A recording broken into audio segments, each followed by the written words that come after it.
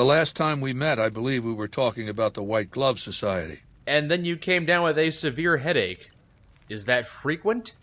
Only when you're around. I get headaches every once in a while, so what? Anyway, we have other matters to discuss. I was hoping you could tell me more about this White Glove Society. There were tales once of a cannibal tribe near Vegas. One that hid itself in a cavern far below ground, hunting men as prey above. The scouts I occasionally sent west many years ago reported these tales, but never had contact. Well, except the ones who went missing, perhaps. There are rumors that the White Gloves might be this lost tribe. Maybe you can help them find themselves. How could savage cannibals end up running a casino? Culture is an odd thing. Sometimes a tribe grows tired of its identity, grabs for an opportunity to reimagine itself. The tribe becomes its own antithesis. Everything flips to the opposite polarity. Dialectics tells us that this can't last. There has to be a synthesis, the final sorting out. It's a very elaborate way of describing a rebranding. What did you know about Mr. House? I know he's dead. I know he's no longer a factor. That's all I need to know. Losers don't matter in the history books. He's a fucking footnote. Not even that. He's a sticky note who's fallen out of the book and is getting trampled on by dogs, getting a bunch of hair stuck in the sticky part. Can't really use it again anymore. I don't know where I'm going with this analogy. I was hoping to learn a little bit more about you, Lord Caesar. How did you rise to power? Ironically, I was born a profligate myself, a citizen of the NCR. My family lived not far from the Great Boneyard.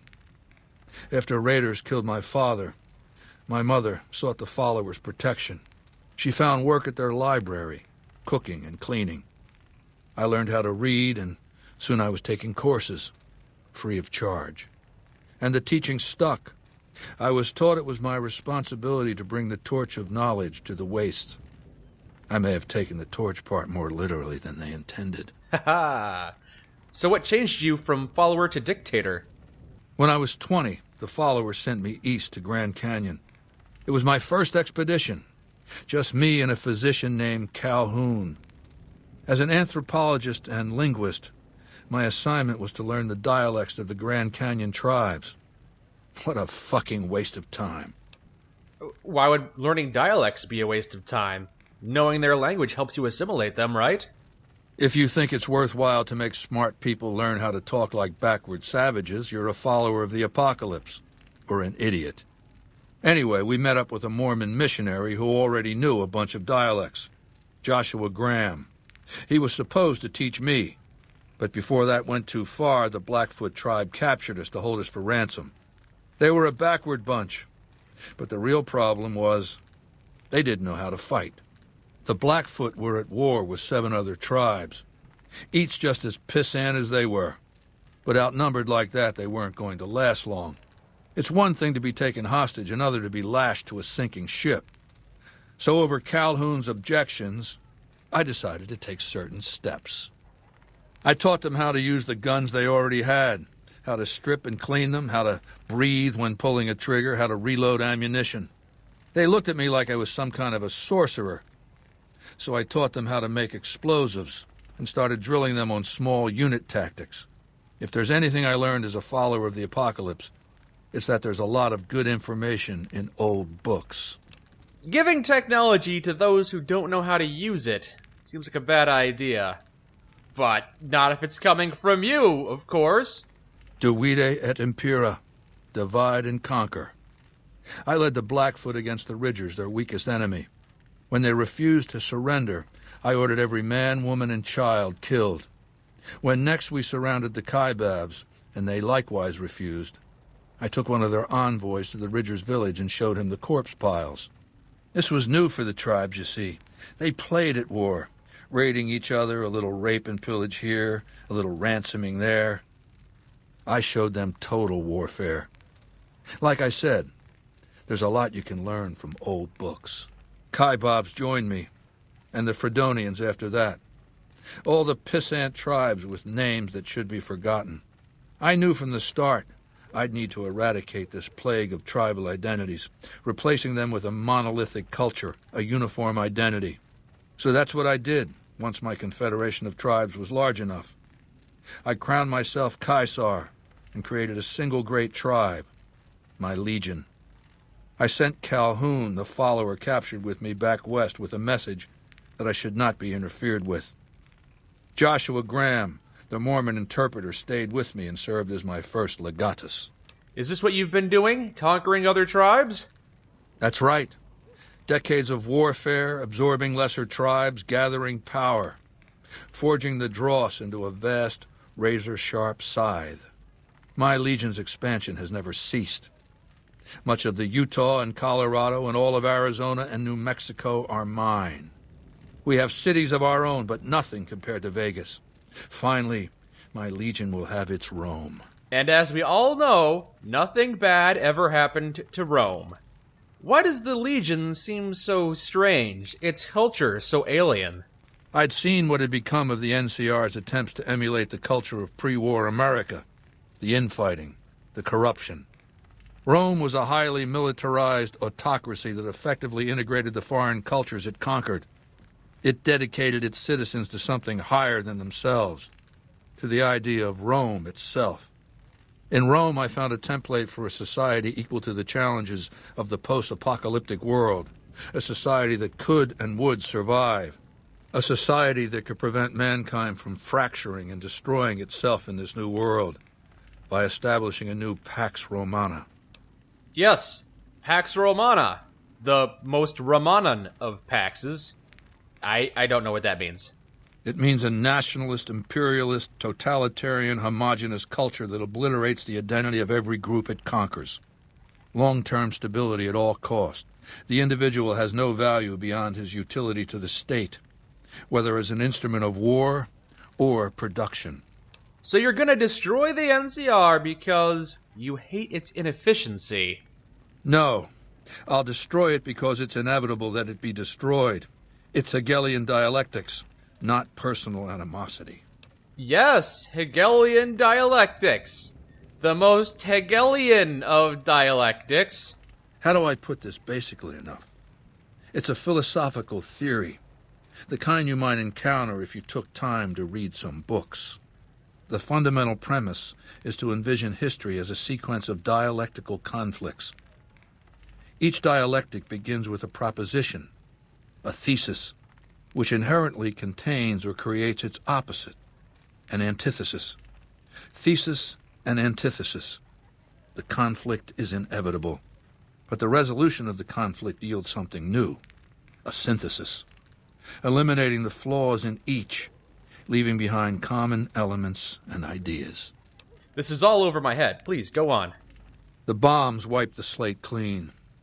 Human civilization descended to a level of ignorance that effectively set our cultural progress back to zero.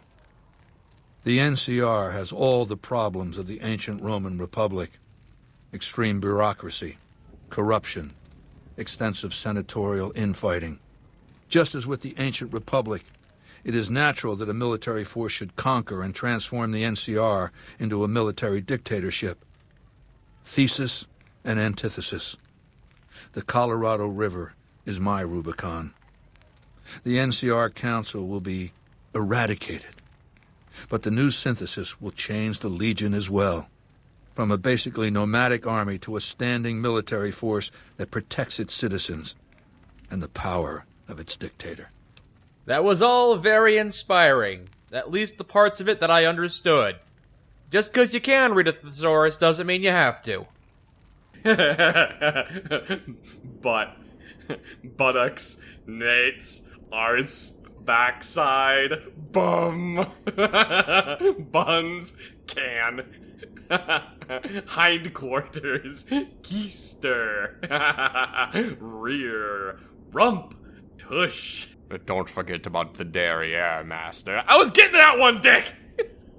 I can tell you don't look favorably upon the NCR. Do you want my opinion as a former citizen or future conqueror?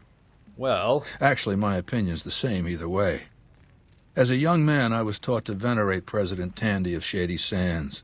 the founding mother of the new California Republic. Did you know her presidency lasted 52 years? And that her father, Aradesh, was the Republic's first president? Does that sound like a democracy to you?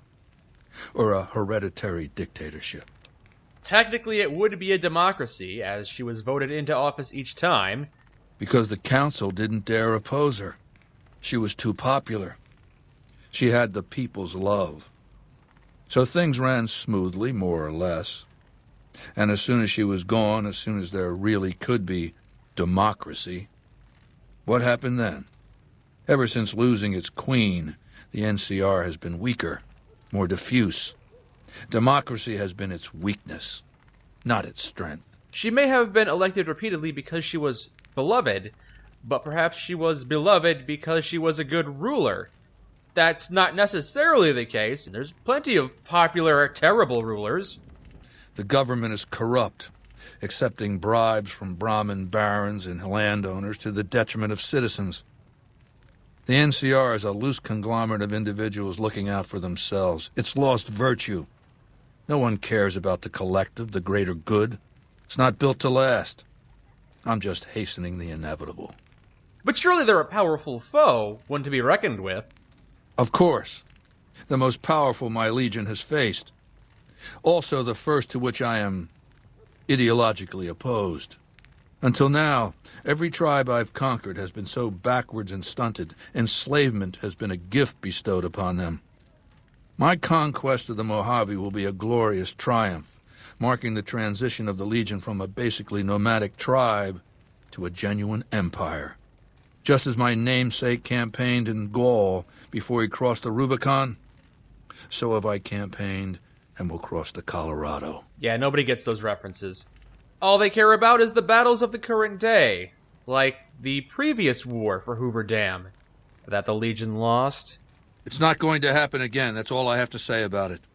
I've heard that the commander of the failed attempt was called the Burned Man. And I've heard it's a bad idea to tempt the wrath of Caesar. Change the subject. That's why I didn't say his first name. I was fearful of your wrath. Perhaps you'd feel more comfortable talking about your bodyguards. My Praetorians embody the martial ideals of my legion. Each one of them has done enough conquering and killing to deserve the rank of Centurion. Instead, I invited them to join my guard. So the invitee chooses whichever current guard he thinks is weakest and challenges him.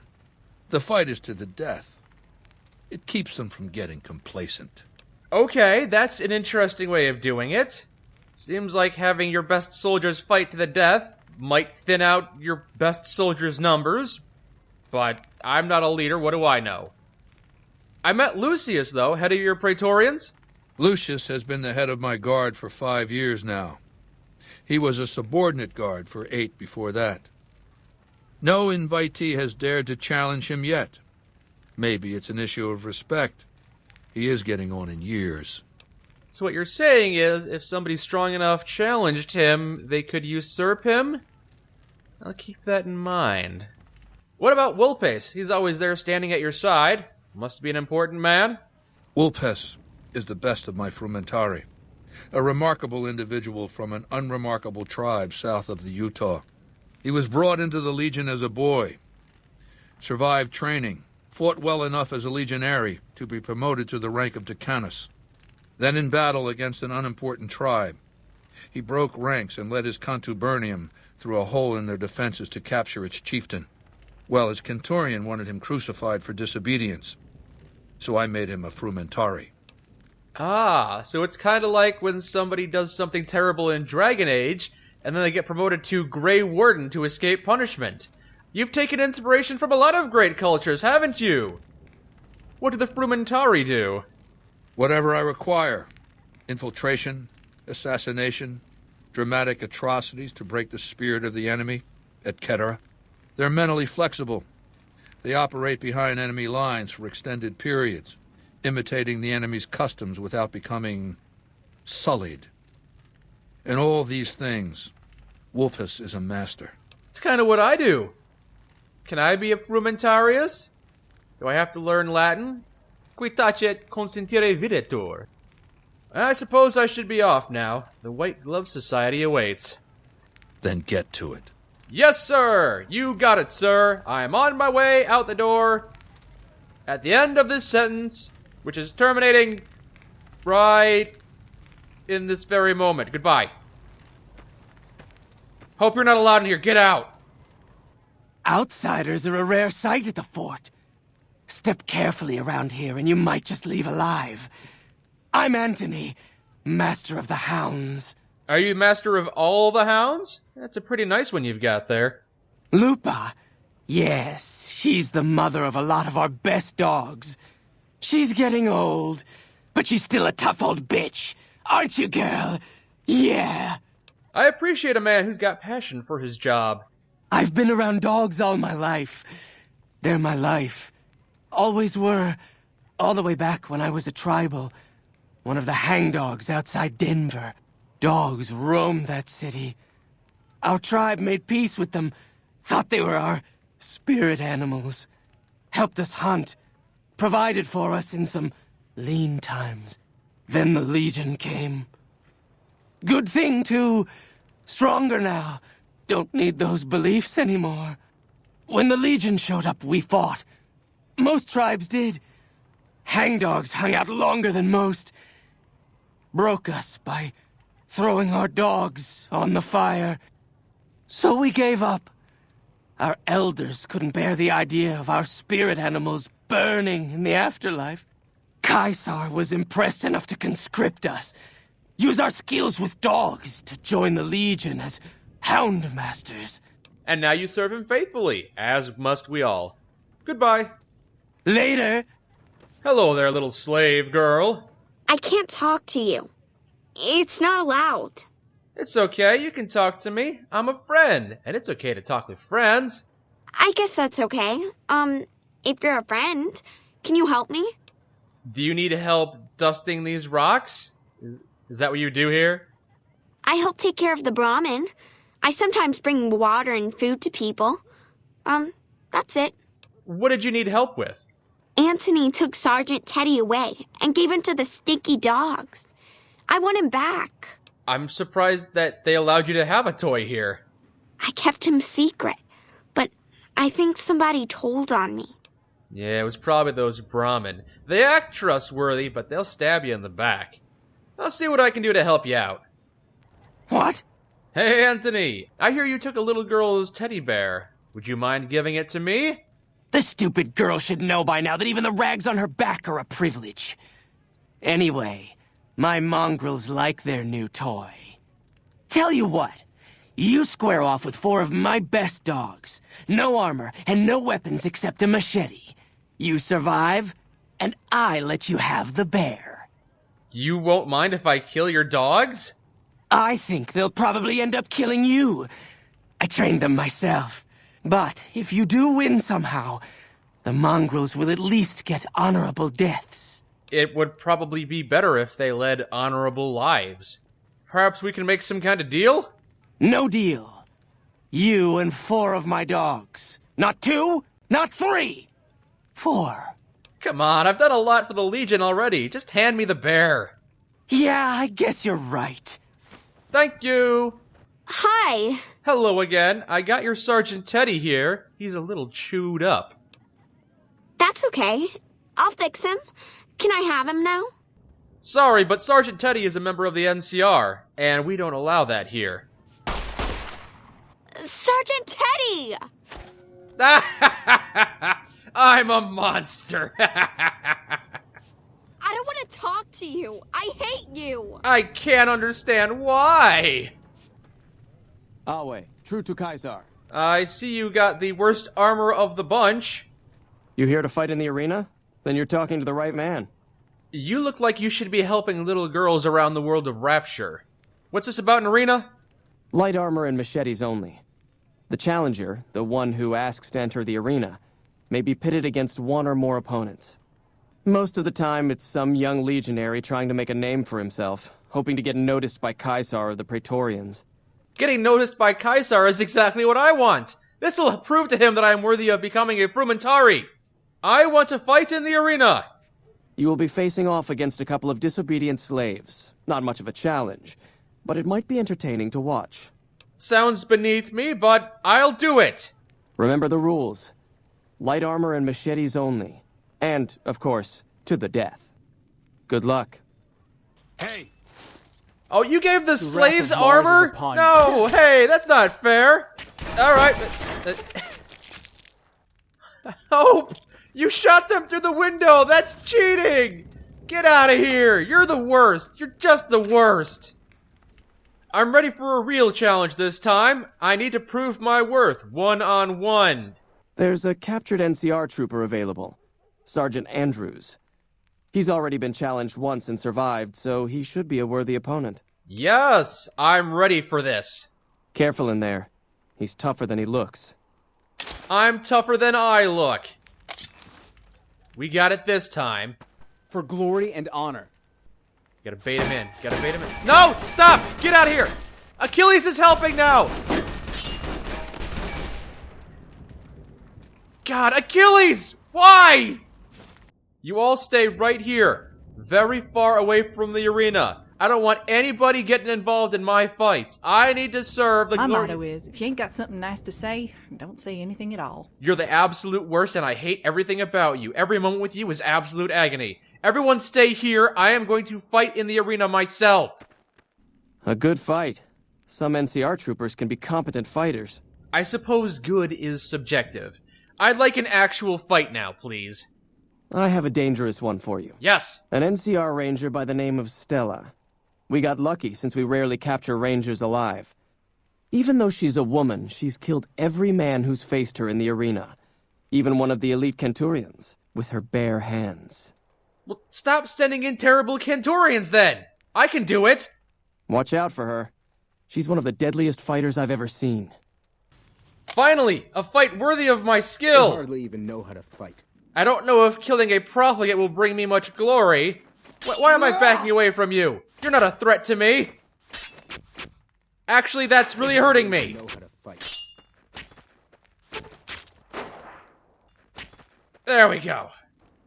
Unbelievable. You stood against a ranger in single combat and survived. Well, yeah, it's because it was a woman. I don't want to be sexist or anything, but there's a reason we subjugate them. You have any more challenges? Sorry, but there's nobody left who'd even be a challenge for you. Be sure to spread that around. I hope to gain Kaisar's favor. Alright, it was a pretty good day today, I think. Sorry about that woman crack, but I gotta maintain an appearance here. Don't want people to think I'm getting soft. You are pretty feeble, though, your whole gender. What do you think, Achilles? I did pretty well in the arena when I had the chance to prove my skills. It seems I can best any NCR dog. Wouldn't you agree? Oh, those degenerates. The problem with the NCR is the way they flaunt their values of democracy and dedication to the rule of law. But these values require a basic level of human goodness to work. I don't know if that existed before the war, but it's sure not in the wasteland. The reality is that democracy dropped the bombs, and if the NCR rebuilds the world on democratic values, there will just be another war. It's hard to argue with that. Now, I'm not oblivious like some of the other Legionnaires. I know the NCR isn't full of bad people, but it's not full of good people either. And if the NCR is allowed to take power, they will build the foundation of the new world with the blueprint for its own destruction. The bottom line is that if you choose to attack the NCR, I'll kill them all with you. But these days, my loyalties to the Legion aren't the strongest they've ever been. Really? Is there a reason you've fallen out of favor with the Legion? Maybe some other time. Listen, turnover in my group is surprisingly high. There might not be another time if you don't tell me now. Yeah, you're right. You know, I can live with what I've done, but sharing the story with you, it might bring catharsis. Anything I can do to help reaffirm your belief in Kaisar's ideals, I'll do it. Tell me the story. After the Legion lost the battle at Hoover Dam, we had to pull back to the east side of the Colorado. As we refocused our efforts and retrained our armies, we began looking for alternate portals of entry into the west side of the river. Our main goal was to find a way to surround the NCR the next time we attacked the dam and hit them from behind, make them fight from both sides. It seemed the NCR had anticipated such a move and had fortified positions all along the west shore of the river. But when we discovered Cottonwood Cove, we thought we were lucky and had found a place the NCR had overlooked.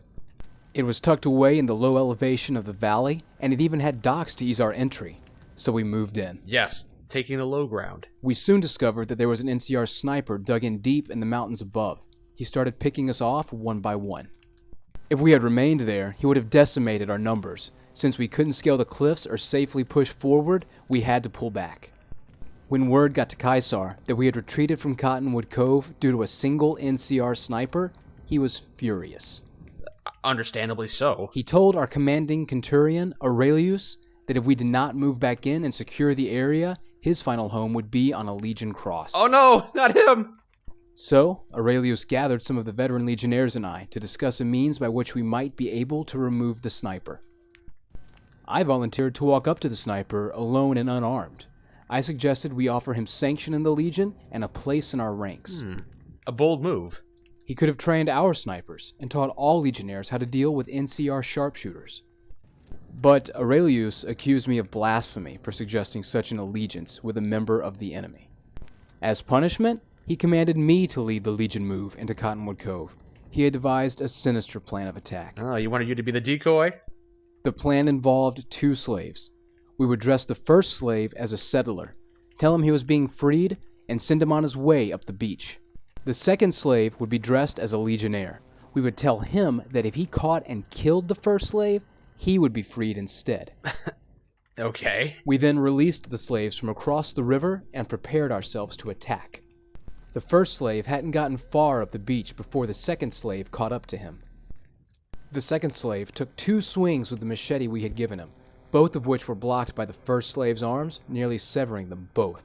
Ooh.